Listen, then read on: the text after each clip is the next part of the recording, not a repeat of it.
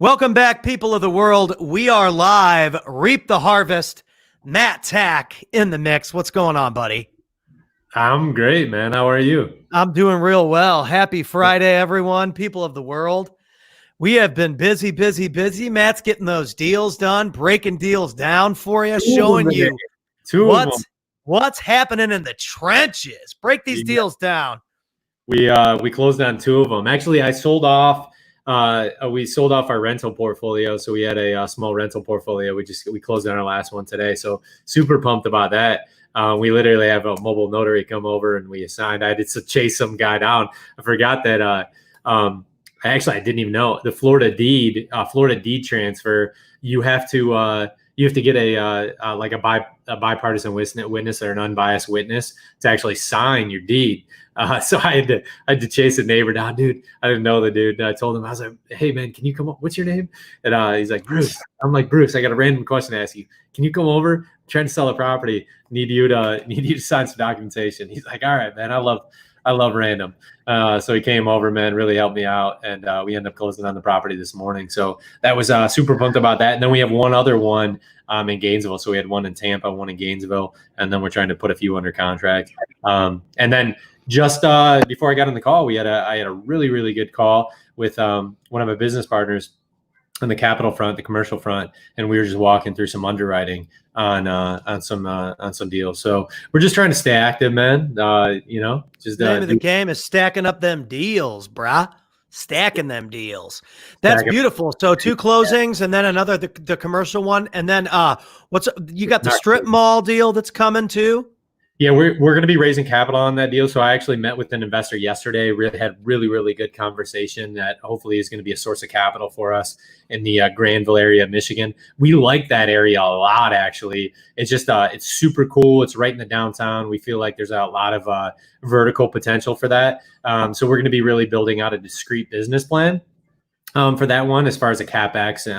And I stopped in, met with a few of the tenants there, and just we're excited about it. So we think there's going to be a lot of upside, a lot of tremendous opportunity there. We're going to be shifting people, like I said in the past one, to a triple net lease structure. So we think there's a lot of value. We just think the Granville, it's one of the few places we think in the Midwest that is like considered an emerging market. And Grand Rapids, Granville, downtown corridor, we think it has a lot of opportunity there. A lot of people moving there, super close to Chicago. So there's not many areas that we look to invest specifically, in the Midwest. We're not big, we're not massive on the Midwest. That is one of the areas, just because it's backed by a lot of education, as far as economic anchors. It's backed by a lot of medicinal, and one of the biggest players. They have 3 of the largest world manufacturers in office furniture, and I don't think interesting. I think that might take a hit in the coming years, because I think people are obviously gravitating towards like a home base. But I think that eventually people might need some home office furniture, though. They might just need to just change the viewpoint of the sale, change who they're selling it to. Hey, great for your home office. Yeah, man. You really do. But honestly, man, I had a rough morning. I had to smile this morning. I got a few.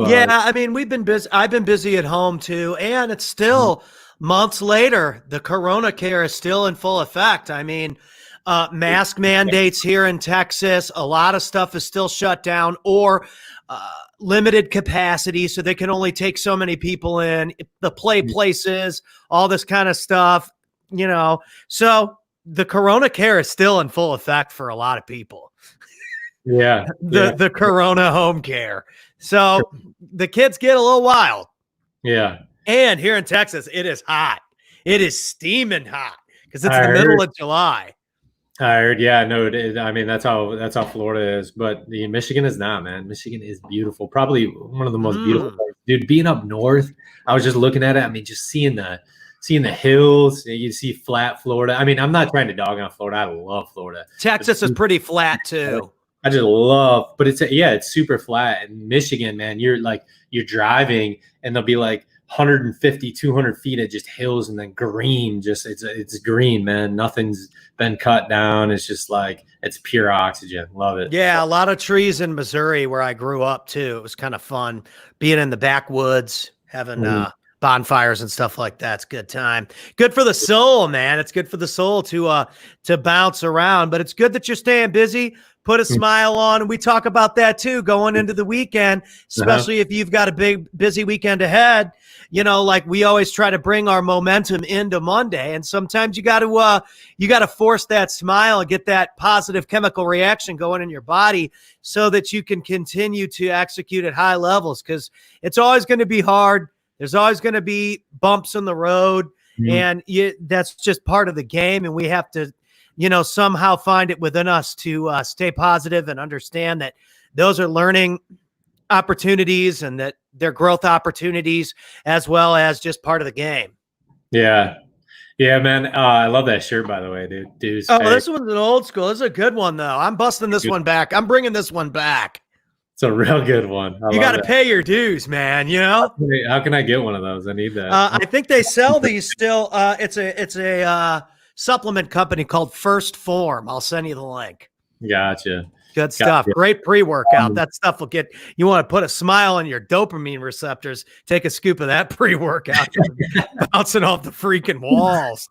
Well, check this out. I'd like to ask you this question. So I like struggle with this, but I'm like super intrigued because my wife has me listen to this podcast, right? This is her name's Jen Hatmaker. She's awesome. She's an influencer. She's got a cool name. Yeah. So anyways, but she was talking about this thing called Enneagram. Have you ever heard of it? Enneagram?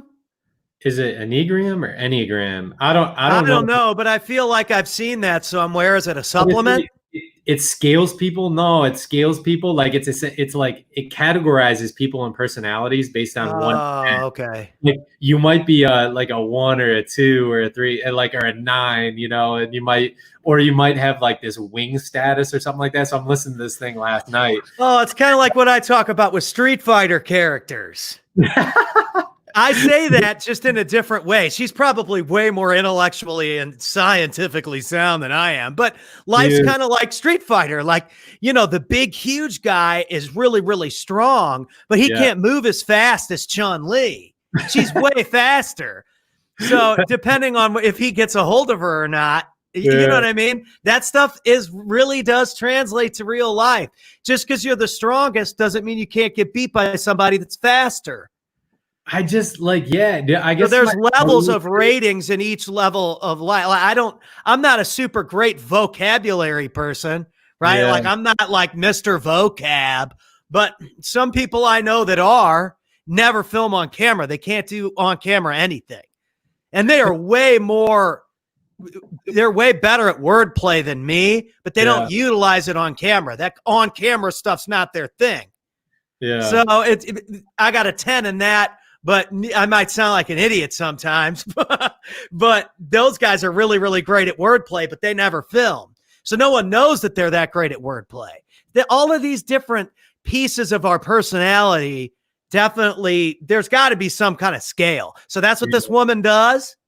Yeah, kind of. Who's listening in? You think we could get a woman on here? I want to see if we can get a woman on here to talk about this. If you are a female and you are one of our viewers, and you know Enneagram, I don't even know if I'm saying it right. Let me get this. Copy to clipboard. Join us. Pow. I want to talk. So I just posted a link in the chat. You can click the link in the chat. And you can join us on the show. Oh, we need to get a joiner. Maybe Matt's looking for a brainiac female today. Yeah, we're looking for brainiac females. I know a lot of brainiac females. It's just that they're all probably closing deals like you're doing. I think it's called Enneagram. I think that's what it's called. I got to read about my sister. I think is categorizing me as a 7 or something like that. Dude, I don't need to be. You don't need to put me in a box. I feel like she's putting me in a box. And so Enneagram. I'm looking it up now. Enneagram of personality. Yeah, I think it's 9. So you're a peacemaker, as she's saying, right? So a 1. No, my sister's telling me I'm a 7. You're a 7, so you're an enthusiast.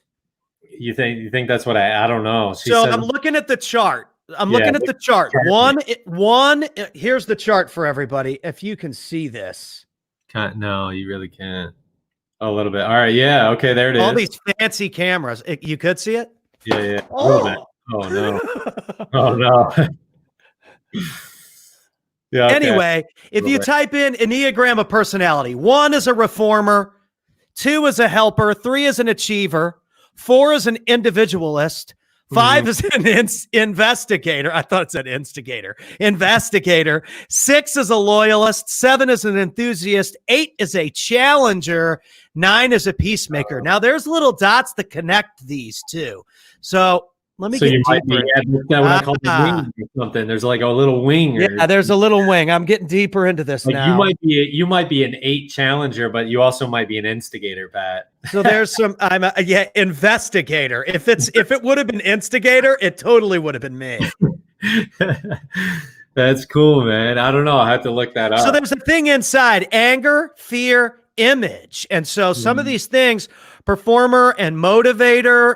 Goes into that. Romantic and artist goes into that. Image, giver, helper, reformer, boss, leader. So all of these things kind of connect with this is some crazy stuff. And then there's here gut, head, heart, feelings.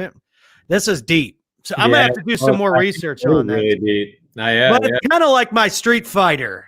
I think kind of like my Street Fighter character. Yeah, that's great. The Street Fighter, dude. You should write a book on that. Right, Street Fighter Enneagram. Like I'm convinced if I had to put my money on who the most complete Street Fighter character was, it was Chun-Li, or it was Blanca, or it was Ryu. Ryu was better than Ken. All you Ken enthusiasts out there, Ryu was better. He was the total package. Total package, man. But if I had to pick one, it'd be Chun-Li because she was faster than everyone and she could bounce off the walls. So, like, if you were one of those big, strong guys, it was really hard to get a hold of her. She'd bounce all over, get you over with. So, if you gave her an Enneagram, right? If you gave her, Enneagram, what would you give her? Would you give her a 1 through what is it? The 1 through 9? Yeah, so I don't know exactly what these mean as much as okay. So here we go: boss, leader, maverick, protector. Okay, probably just looking at it and not knowing too much about it. An 8. An 8. She's a challenger. She's a challenger. I think that's what maybe my sister said I was an 8 or something like that. The challenger. I think she said I was a challenger. So she challenger. So that's like a boss, a leader. You know what I mean? A boss or a leader. She's a boss or a leader. Like she's been on the front of how many of those video games? Come on. All right. Well, I'll have to identify. I'll come back myself. Maybe we can get somebody on to maybe we'll get Katie Hudson on. She would be a good one. I'll go message that Jen Hatmaker chick right now, see if she wants to come on. Dude, she might not respond, but I'm shameless when it comes to messaging people and asking for something like that. Love it. We'll get her on. But that's what you guys have been talking about, huh? Is this Enneagram thing? Enneagram, yeah. She, I think she had a whole series on it, but I was listening to a podcast with my wife last night on it. So performer or motivator might be one of us too, which is a 3. You can have a wing though. That's the thing. What's your dominant trait? And then you can kind of have a wing.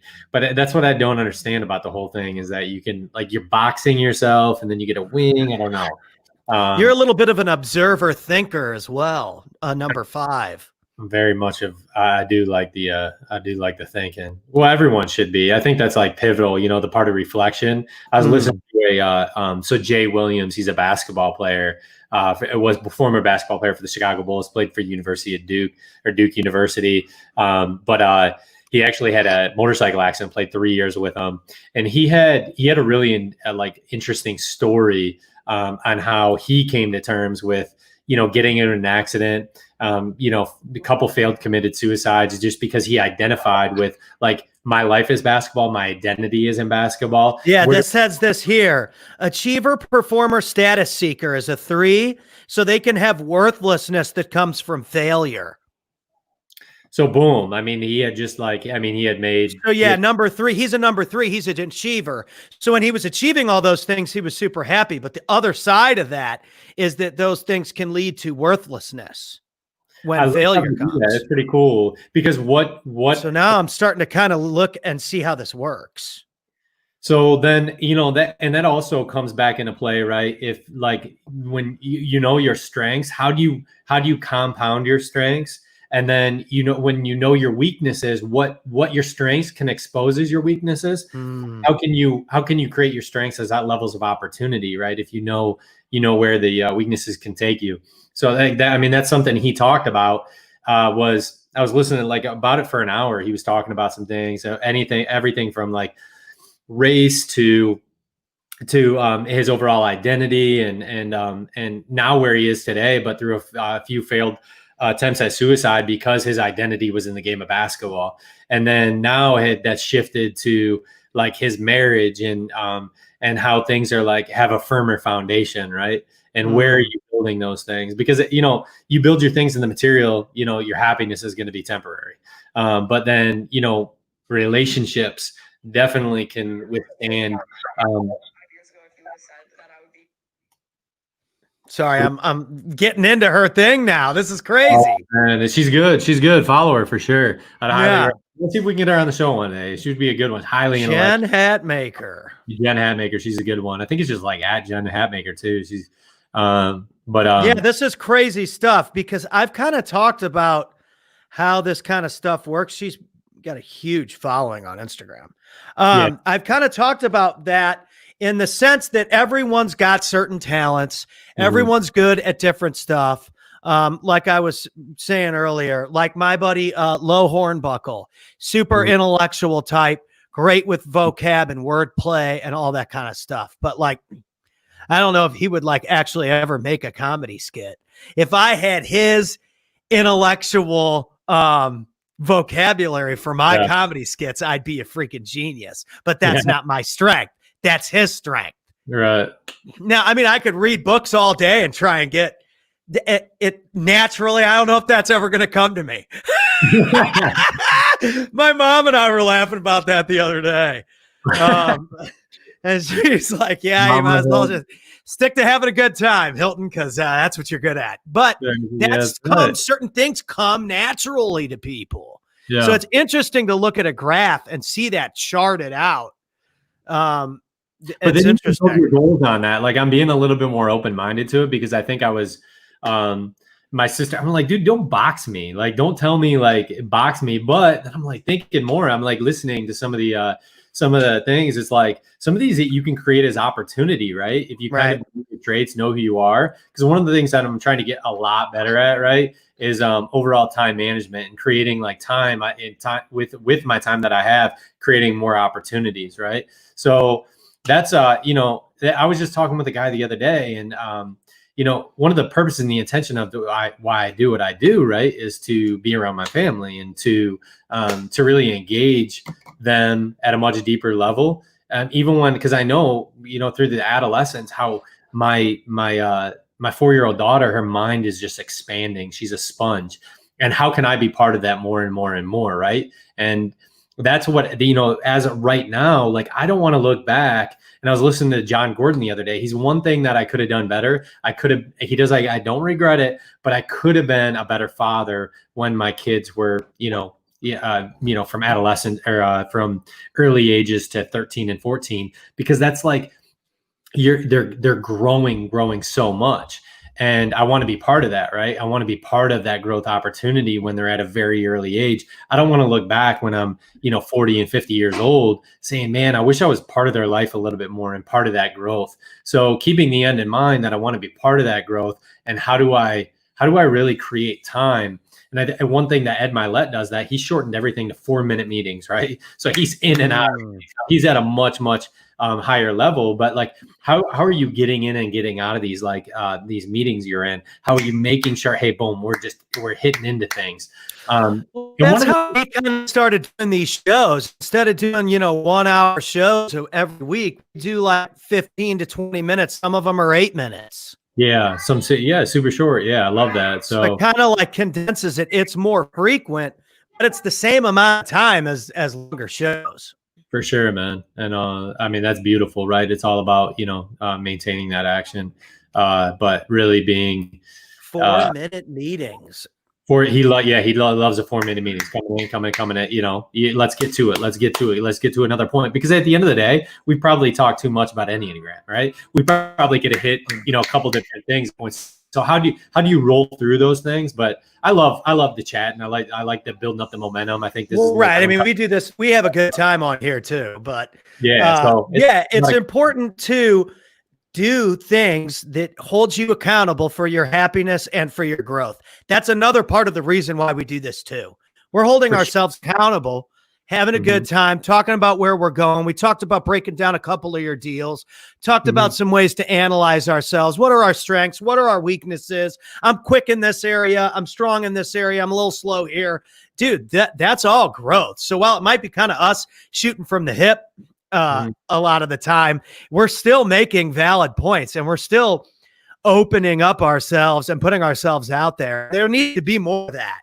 Oh man, I have so many, we've done well, and COVID is treating us well, but it's just one of those things where we have, I just want to maintain that activity, but there's so many new areas of growth.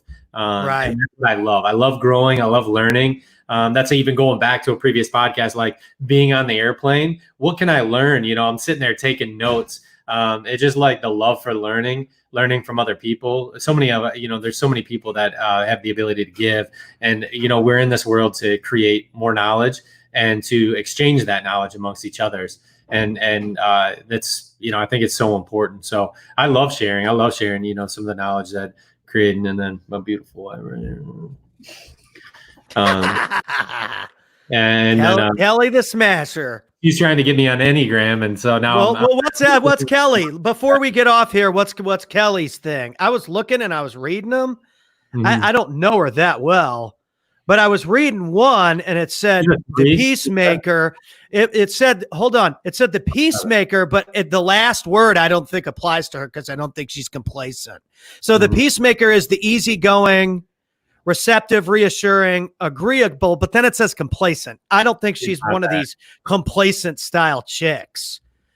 The Individualist, then it says withdrawn. I don't think she's that either. No. Self-absorbed, I don't think she's that either. Again, I don't know her that well. Maybe she is. Maybe you're self-absorbed, Kelly, and I just don't know. The Helper, this one seemed kind of, or the Reformer. Because the Reformer is probably her. She is. What is that number? It's number 1. It's the rational, idealistic type, principled, purposeful, self-controlled, and a perfectionist. I mean, that might be her. Yeah, I think it could be. I mean, or the Helper, which is number 2, which is caring, interpersonal, demonstrative, generous, people-pleasing, and possessive. I think struggling too. So anyway, it's good. It's an interesting thing to look at. That's for sure. Let's dive deep in a little bit more. We'll come up with it maybe next week. I already messaged that lady, so we'll see what she says. Good stuff, man. All right. Beautiful. Well, you guys enjoy yourselves. Thank you, sir. Keep closing those deals. Stay positive, and those times come where you got to force the smile. It can feel like you're forcing the smile, but what you're actually doing is you're reflecting on the fact that it's not that bad. You're showing some gratitude for what you do have, and you're finding the smile. So trust me, I have to do it too sometimes. The gratitude smile. Love it. It's a beautiful thing. Rock on, buddy. We'll see you soon. Yeah.